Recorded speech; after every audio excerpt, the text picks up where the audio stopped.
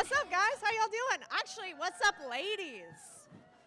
Day 2 LA. I don't think I've ever spoken to a group of only women who care about making a fuck ton of money, so I'm kind of into this. Yeah, that's not just for the boys, right? I mean, I'm not nervous. I'm also wearing shorts, just for anyone curious about this short dress. Mic's on. Is her mic on? Can you guys hear her? Yeah, okay, good. It's on? Great.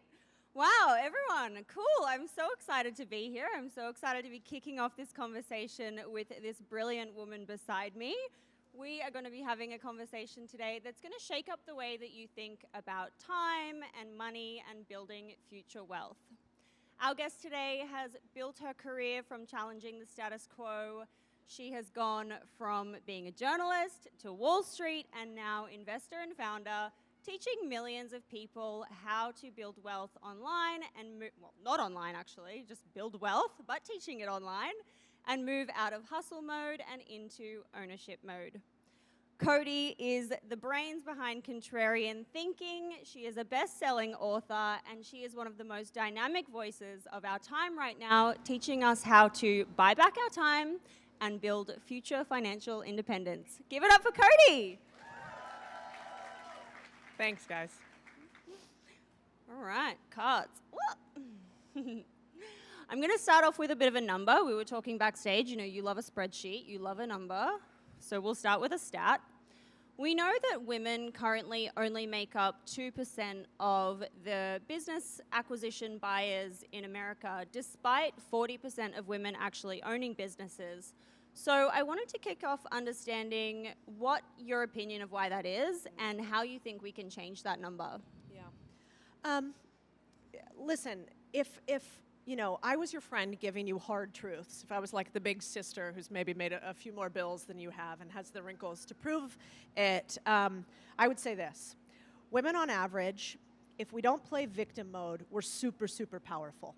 I think the problem often is we tell ourselves really negative stories. So we tell ourselves that we shouldn't negotiate, that it's some like guy's fault that we're not getting what we want, that the boys have it better than we do. And so when you say all that stuff into the universe, like it comes back. And so one of my biggest push points for women in general is we gotta stop that. We gotta start saying that it's super powerful to be a woman, that actually men are on our side, that we are gonna all grow together, that you're going to make a massive amount of wealth. And it starts with like kind of the touchy-feely nonsense that is actually true.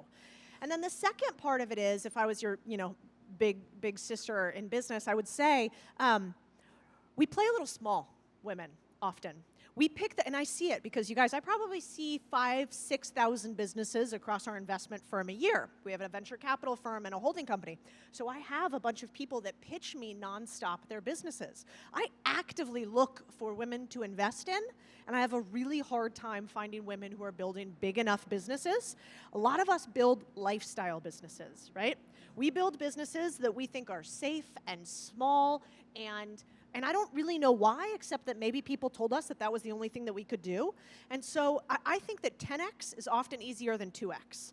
That actually, if you try to build a really big business, you are gonna bumblefuck your way at least into a lifestyle business.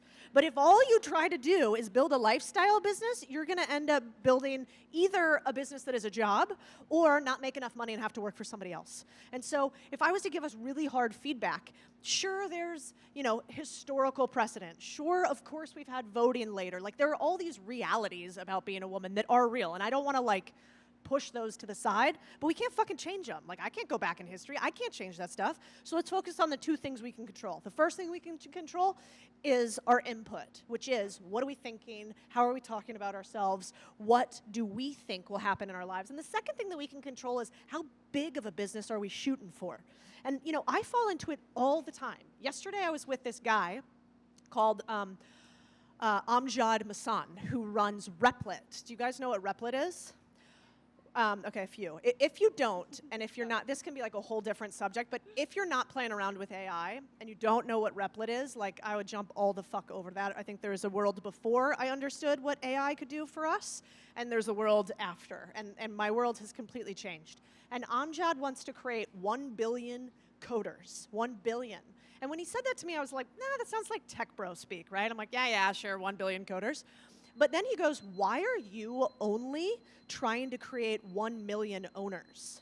And I was like, what do you mean? That seems like a fuck ton. And he's like, why is it not 100 million? Why are you not actually thinking bigger? And so you need a buddy, maybe one of your buddies can be here, and that buddy needs to be able to be the person that says to you, you're playing too small, that's not big enough, go bigger, go harder. Love all of that. Inner dialogue can definitely be a bitch. And my takeaway is big businesses equals Cody writing checks. Love that for everyone here.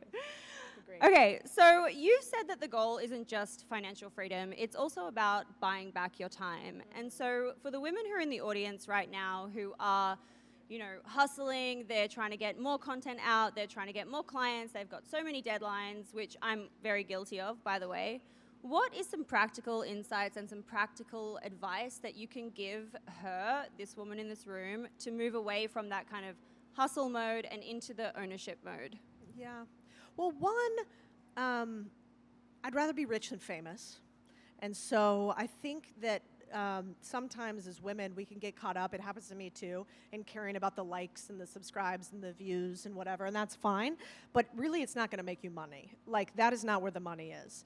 The money is in figuring out how to turn attention into intention, aka somebody having an intent to purchase something from you. If all we needed to do to make a lot of money was get attention, then it's like a funnel all the way down the internet to porn, right? Like that's where the most attention is, And yet, actually, very few people who are in that industry, OnlyFans or porn, make any money at all. Most of them make almost none. It's just the platforms that make a lot of money and the agencies that make a lot of money.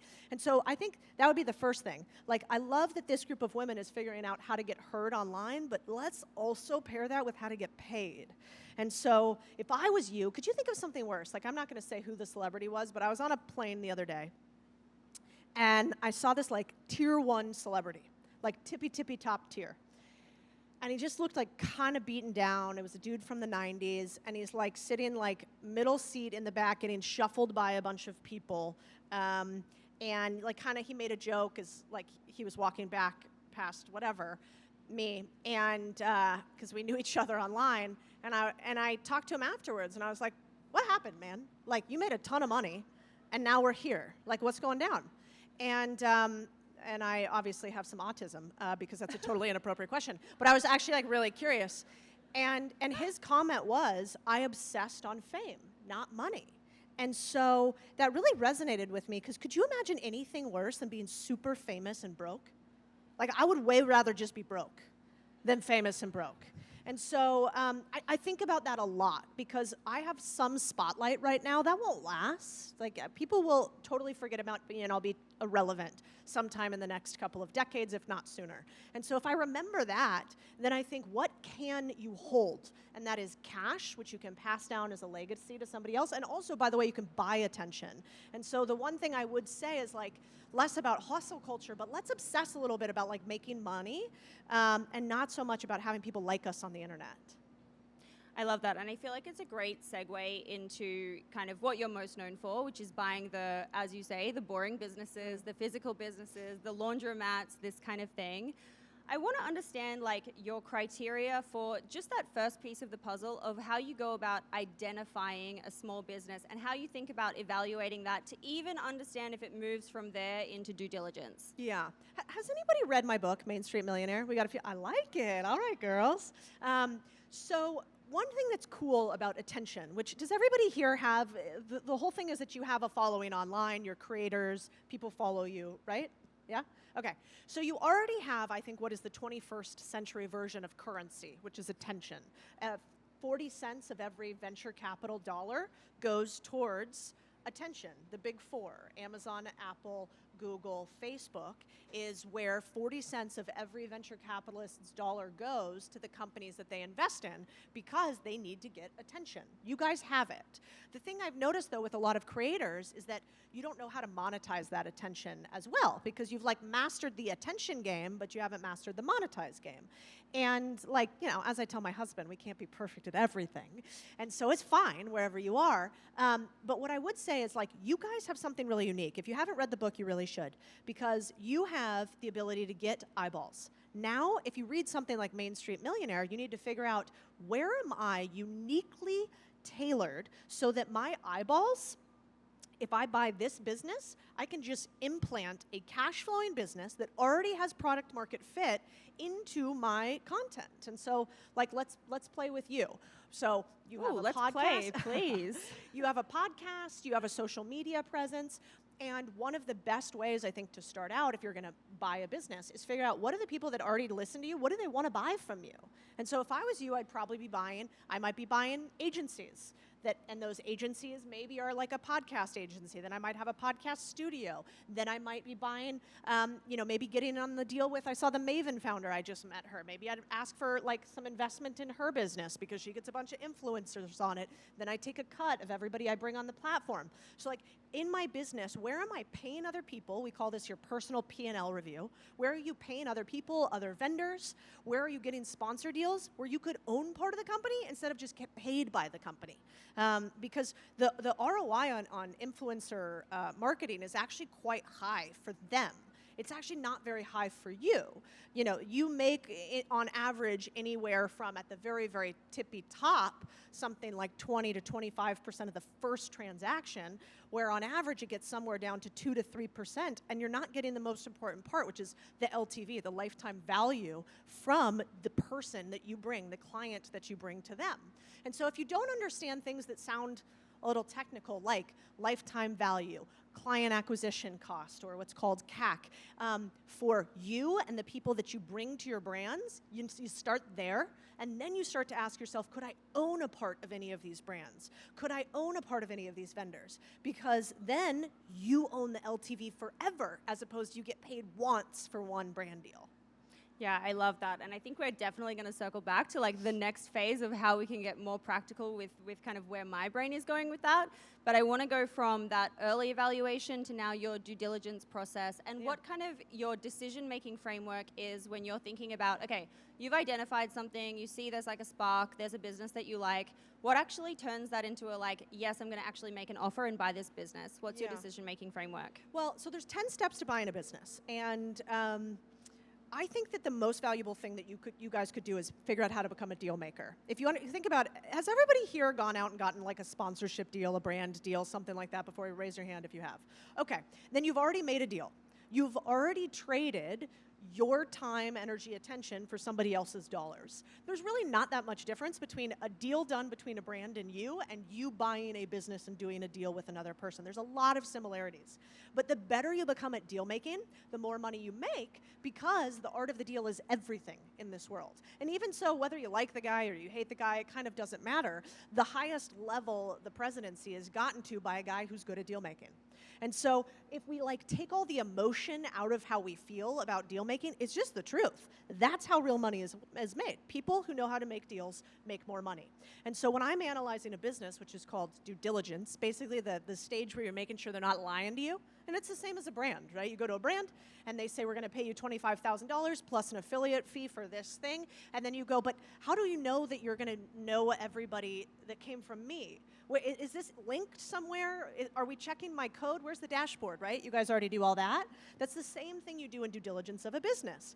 And we have a course to take you guys through all of this at Contrarian Thinking if you want to check it out. But I wish I could get more women interested in this. We were talking about it before. 70% of the people that follow me are dudes, because dudes care more about making money. They actually, and you guys probably know this. My husband, I have to pull his teeth out for him to do a video online, right? But he knows a lot about doing deals. And so if we flip that and we learn, the due diligence process has quite a few components to it, but it's really not that complicated, you guys. Finance makes people use fancy terms like basis points and due diligence and negotiation that make us feel like we're not capable of doing it. Why? Because Wall Street wants you to pay them 2 and 20, which is the expense structure on a typical fund investment, instead of you doing it by yourself. They don't think you're capable of it, actually. They'd much rather take your money. And so I think you need to obsess on learning that. It doesn't take long. If you took the course, we figured out 20 minutes for 4 weeks a day, you can learn every word you need to know to do a deal. that skill will make you millions, more than you will ever make if you learn how to film a video and aesthetically how to edit a video. Like, I can almost guarantee you. And so I wish that I could like impart upon people that. Now, the only thing that really matters in due diligence is two things if you're buying a company. Are the numbers real? Because we don't buy hopes and dreams, we buy realities and cash flow. And two, does it seem like the numbers that they gave me will continue? So like, do I believe what they're telling me? And is what they're telling me today going to continue in the future? Because we want to buy predictable, enduring, long-standing, profitable businesses. And if we do that, then it won't matter if we're not influential on the internet, because laundromats don't care. They just pay you cash flow anyway. Sign me up. I'm going to be doing that due diligence course. Woo! I feel like a lot of people probably ask you about like what you're buying, what you're interested in. You know, I was just doing that backstage. That was kind of the natural instinct to ask you that. But I want to ask the flip side of how do you know when to walk away from a deal and when something actually is a no? And specifically, you know, maybe it looks good in a spreadsheet, or maybe like you've got a bit of a gut instinct that it is good, but something made you just hard no. What is the no criteria?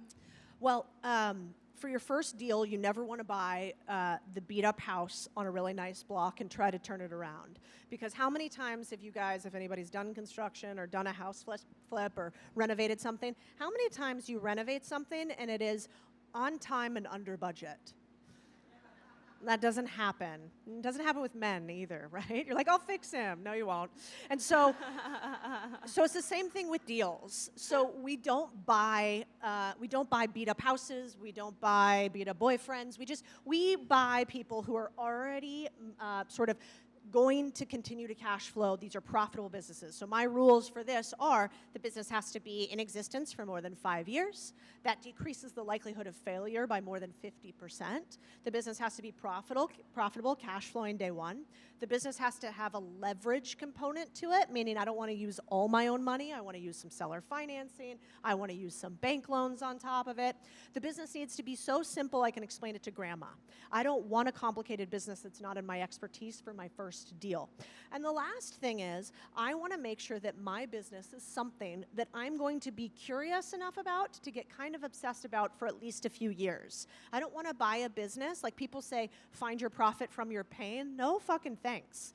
Like, I don't want to. I want to find a business that I'm curious about and I'm interested in growing, and I think that's totally feasible. So that is what I would look for in a business. The anti-signal would be, hey, this business doesn't make me any money right now, but it's going to grow a ton, I promise. Hey, there's proprietary patent pending technology on this business, but I can't really understand it. Hey, this business is something that like I really don't want to do. Like, I'm going to buy an accounting firm because I hate accounting and numbers. No, don't do that. So those would be the things that I would not do on a deal. And then the only thing I'll add is like the best way to do deals is to do what we call a fuck yes deal, which means because you are so good at deal making and you understand terms, you can manipulate the price in almost any deal. And let's play a game. Who here owns a business? Raise your hand if you own a business. Okay, keep your hand up. Who here would sell your business at the right price and the right terms? Every hand stays up. One in the back, she's new. Every business owner has this because you know if I catch you on the right day, like Monday, Tuesday, Wednesday, Thursday, Friday, like you could be like, fucking take it. Yeah, if it's a big enough check and if the terms are right, fine.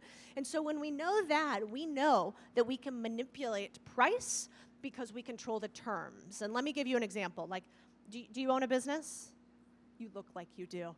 She looks great. Okay, how big of a business is it? Give me some metric. Just starting? Okay, so let's say that your business right now makes $1 million a year. I'm just going to put out a number so we're not the IRS here, okay? So your business makes $1 million a year. And if I came to you and said, hey, I want to buy your business for $100 million, what would you say? She'd say yes. She goes, fuck yeah, now I barely started it, but take this thing off my hands, right? Okay. So I get her to sign the deal, we're good to go. Great. Small problem. The fine print, the terms say, I'm going to buy your business for $100 million by paying you $1 a day for the life of the $100 million offer. Do you still take the deal? Of course not. So what we don't realize as women is that terms control the price. Pros obsess on price, or pros obsess on terms, amateurs obsess on price. And so if we understand deal making, it's like we speak a language of finance that most people don't. And so that is a really fun part of a deal. You can have a person you don't trust, a shitty deal you don't really like, something that doesn't make any money, but if you control the terms, you almost control the entire deal. I love that. Go you. Next stage. Is there a story that you can tell us about a business or acquisition where it didn't go the way that you planned, either for good or for bad? Yeah, I mean, there's a saying in asset management. I remember one of my first mentors back in the day in private equity said, you never want to invest with somebody that hasn't invested at least a couple $100,000. His line was really $1 million. He's like, I never want to be somebody's first $1 million that they invest, because the first $1 million is for losing and learning. And I was like, oh, that doesn't sound that great. And so the truth of the matter is that most people will lose money when you do deals. It's just natural. It's the game of business. So if that's the case, I want to make sure that every deal I do is a non-bankruptable deal, because I don't want to go through bankruptcy, although it's not the biggest deal if you do. Plenty of people go through that, actually. And I want to make sure that my first deal is not my worst deal. If your first deal is your worst deal, you'll never do a deal again, because it'll scar you and you'll think that deal making is bad, not just that you had stuff to learn. And so, I've had so many instances, but I'll tell you one right here in the state of California. I invested in a cannabis business, which I highly don't recommend, by the way. And this cannabis business, we had just given them $25 million, and it was me and some partners. And this business was like rocking and rolling. They were making maybe $60, $80 million that year in revenue. And about 3 weeks later, I get a phone call from the founder, and the founder says that they're out of cash. We had just given them $25 million. Like, I think we had given them $15 million of the tranched investment that we were going to give. I was like, wow, that was like a pretty quick turnaround on my 15 mil. What happened? And essentially, they had completely financially cooked the books. The guy had like not one, but two mistresses, which is like kind of impressive. I was like, Jesus, you got time? I can't imagine having more than one husband. Anyway, and they had blown through this cash. And this happens like very rarely where there's this level of fraud. So the accountants were in on it. The regional banking partner was in on it. We were able to pull back some of the capital, and we ended up turning the business around. But what I realized in this transaction was that, and I've never done it again since, that whenever I do a deal, I make sure three things are true. One, that there is no personal relation between the people on the cap table, the bank, and the accounting firm from my founders. We got to make it. Turned out he had like 47 cousins. They were all involved in the deal, and they were all defrauding us. And so I want to make sure, like, I believe in doing business with my family, but not yours. I don't know yours. And so that's one. Two is I only do tranched milestone-based investing. I don't ever give that big of a chunk up front, again, because I want to see what you do with my first couple of million. And then three, you want what's called financial oversight. So basically, I want, when I do a deal, to make sure that in my deal, it lists, like, if you're going to do a big purchase, you have to check with me. I have daily bank account access. And so because of this, it's very easy. Money's a cruel mistress. She'll leave you if you don't pay attention to her. And so I want to have access into that bank every single day and make sure that if I'm investing in a third party, that I can watch my capital. But the truth of the matter is, your first deal, there's going to be something that goes wrong, many somethings that go wrong. And so all you want to do is protect your ability to persevere. You want to make sure that none of them are killers. You can have mosquito bites, that's okay, but we want to make sure there aren't great white bites. And it'll happen eventually to you, but then you can get really big, and at that point, you figure it out. Did this guy go to jail? That's what I'm thinking. No, he didn't That go to sounds jail. so hectic. But he did get sued into oblivion. But this happens a lot. If you think about it yourselves, you all have been online, and you know the dark side of charisma, which is often there could be a little bit of narcissism in there, right? And we all have it inside of us too. Like, I don't profess to be a perfect person at all, and so I think when you do deals, you can often find really charismatic founders, really charismatic partners, and you have to be careful that you don't get carried away. My dad always says, don't fall in love with something that can't love you back, and so I never fall in love with a deal, and I think that's really important. Ooh, this is a really good kind of intro to the next question around kind of taking out emotion from deals and how you kind of balance emotion versus the data versus shiny object syndrome. And I feel like you've kind of touched on it, but I'd love to go like one layer deeper to understand how you kind of weigh up those three. Yeah, well, first, I think you have to know what you want. And so a lot of people don't get what they want because, the universe is just as confused as you are by the to-do list of things that you have that you want to accomplish in 2025 and actually haven't prioritized at all, right? And so in my companies, we believe in something called the 2 Ors. And I don't believe that any company should have one North Star. Have you guys all heard that? Like we have one KPI, one North Star that we care about. I believe you need 2. And so as you're doing deals or running your business, I think about it like this. Have you guys does everybody have like a team, like a member or two that works with you? You have some employees, partners, something like that? Okay. Well, as like often the visionaries or the CEOs, we can be pretty insufferable, right? We're like, we're going to build a $100 million company. They're like, I'm exhausted, Shannon. I barely want to do your $1 million dreams, 100 million, Jesus. And so you have to be a little bit careful with your team because I think running a business is a little bit like being in a canoe or being in a kayak. In business, you kind of go like left, wait, no, right, and your team can be like poof, woof, woof, right? But they don't realize like what happens if you have one oar in a canoe? What happens if you have one KPI? Let's say only revenue. What happens? Go in a fucking circle, right? And so you're like, guys, I know it doesn't feel good that we have to go right, left to hit our goals, but that is how physics work. This is the physics of business, which is you don't go up and to the right, you kind of go as your business grows. And so if you explain that to your team, then they're like, expectation is half of the cure of anxiety. And so they get like, oh, okay, I get it, I feel better. And so in your deal making or in your business, I like to have 2 things I care about. For a lot of you guys, it's probably similar to my media company, Contrarian Thinking, which is I care about revenue, because if you don't have cash, you die, right? Can't come to Create&Cultivate if you got no quan, right? So first, we care about revenue, but second, we care about followers. Why do I care about both of those? Because have you guys ever done this by accident? Where like you need to hit revenue or you need to make some money, and so all of a sudden you're like, fire sale, discount, brand deal, and the audience is like, right? And then you lose followers, right? Because you're kind of milking them a little too hard and they're tired. And on the other side, if all you care about is followers, then all of a sudden you're pouring all this stuff into your audience, and what happens? You're not making any money. You're like, I got millions of views and I have nothing in the bank account. This isn't working out. And so in doing deals or running a business, get really clear on the 2 things you need to have to run your business. And then I have a dashboard every single morning I look at that in all my companies shows me my 2 Ors. How's revenue going? How's followers going? Or how is revenue going and how is churn going? However you want to manage it. And I believe in pacing to goal and percent through the year. So like how many of you right now can honestly look at your phone in 30 seconds and say, all right, I know the 2 things I need to hit this year, numerically. I know what percentage we are to hitting those. So like, I want to make $5 million this year. I'm at $2.5 million, so I'm at 50% for it. And I'm at, 57% of the year gone. So I'm about 7% behind on my goals. How many of you guys are that clear? We got a few.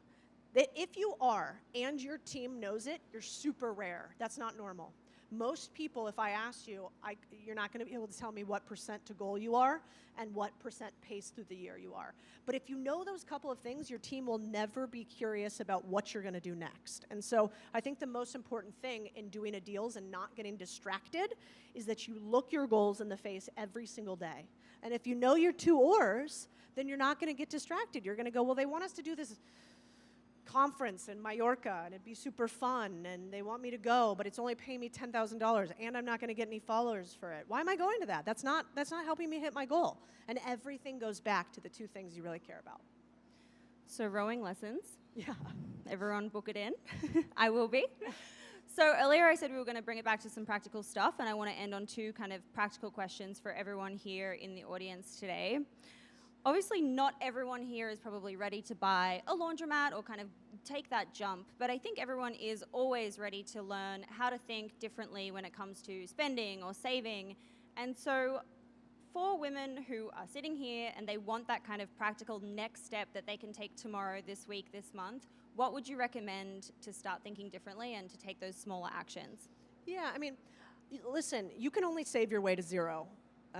There is a bottom on it, and you gotta eat, and you gotta look cute like you guys all do, and you gotta like go out and enjoy life. And so I don't like the obsessive focus on savings culture, because I actually think it's much easier to earn than it is to save. And if you get better at becoming a deal maker, at doing better deals, and at figuring out revenue, you will never have to focus on savings again. And I remember that because I didn't come from money. So like, I remember what it sounds like when you go to the grocery store and you're like, oh yeah, put it on the debit card. That one definitely works. And you're like, and you hear the beep that comes from it. It's like, no, it doesn't fucking work. I'm like, oh no, that one's old. Give me that one. And I fill it in with another one, right? Like, I remember that feeling.